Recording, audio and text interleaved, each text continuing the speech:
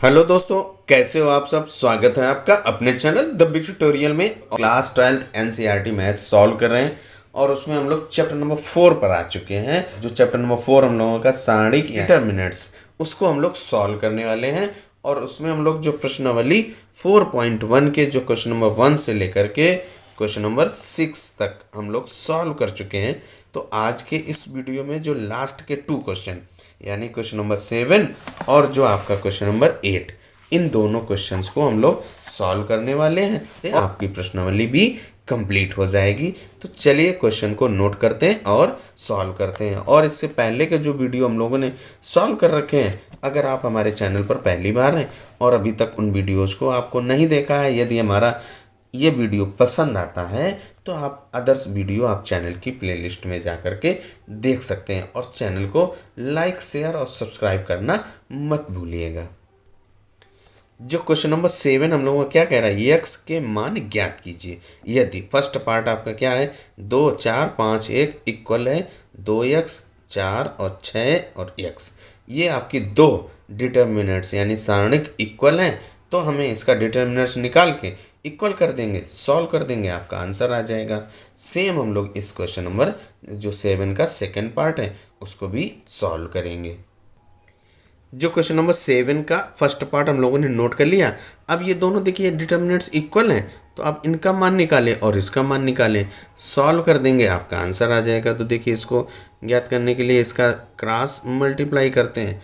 Same rule आप यहाँ पे इसमें लगाएंगे। तो आप इसको सॉल्व करिए, देखिए क्या हो जाएगा आपका।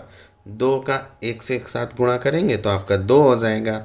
माइनस होता है 4 पंचे 20 इक्वल, यहाँ पे देखिए 2x का x के साथ गुणा करेंगे तो 2x स्क्वायर हो जाएगा।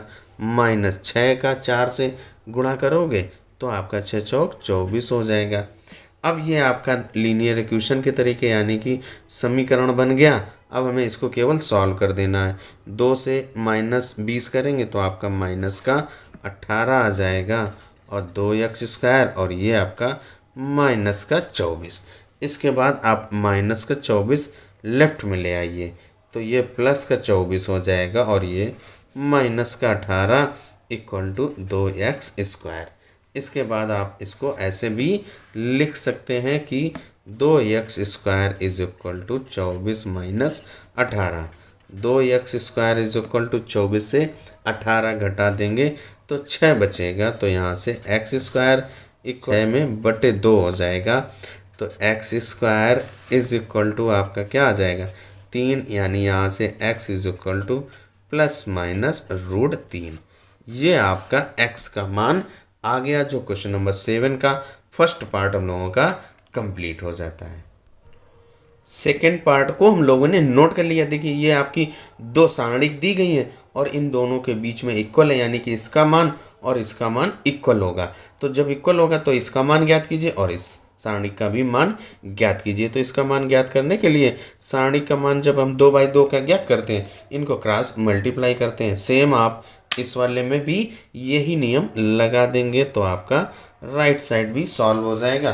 तो देखिए क्या करेंगे, आप इस 2 का 5 में गुणा करेंगे तो क्या हो जाएगा 2 पंचे 10 माइनस 4 तिहाई 12 हो जाएगा। ऐसे इसमें करिए तो 5x हो जाएगा और माइनस 2 तिहाई 6 और x।